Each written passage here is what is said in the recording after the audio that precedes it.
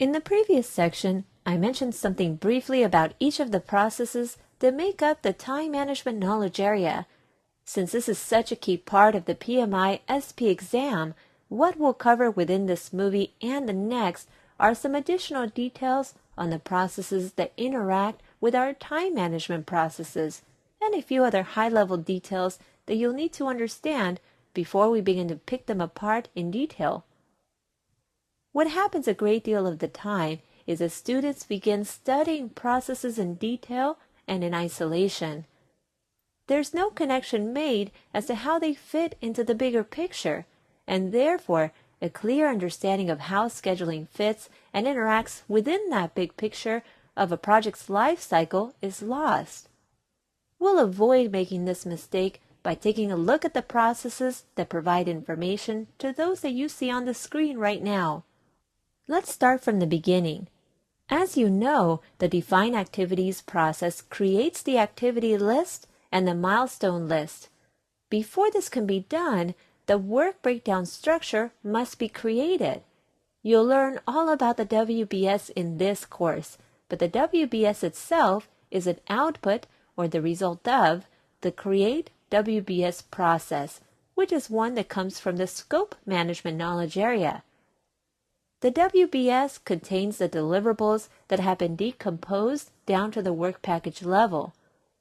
The Define Activities process will further decompose the work packages into the activity list.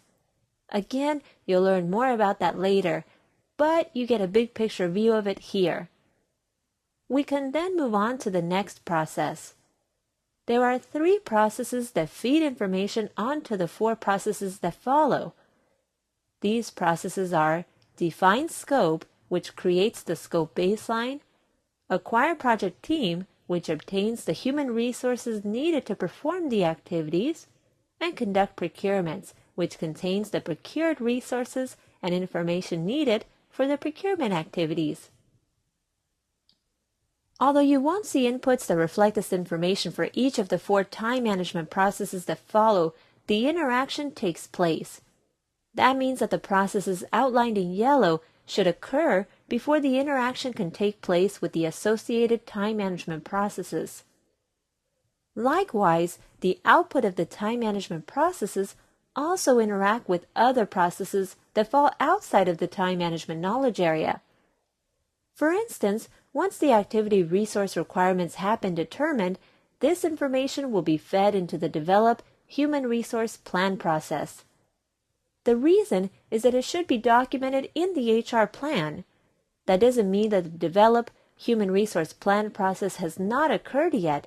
It has, otherwise we wouldn't have acquired the project team yet.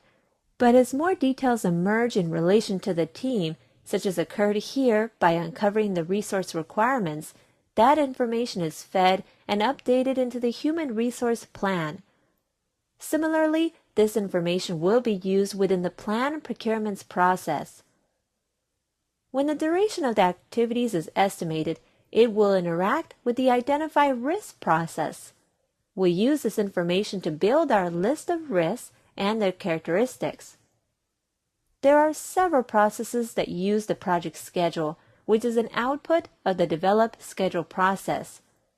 This includes Develop Project Management Plan, which contains the schedule baseline as a component of the plan, Estimate Costs, Determine Budget, Plan Quality, which also uses the schedule baseline, and Plan Procurements. Everything that we've just covered occurs during the planning stages of the project.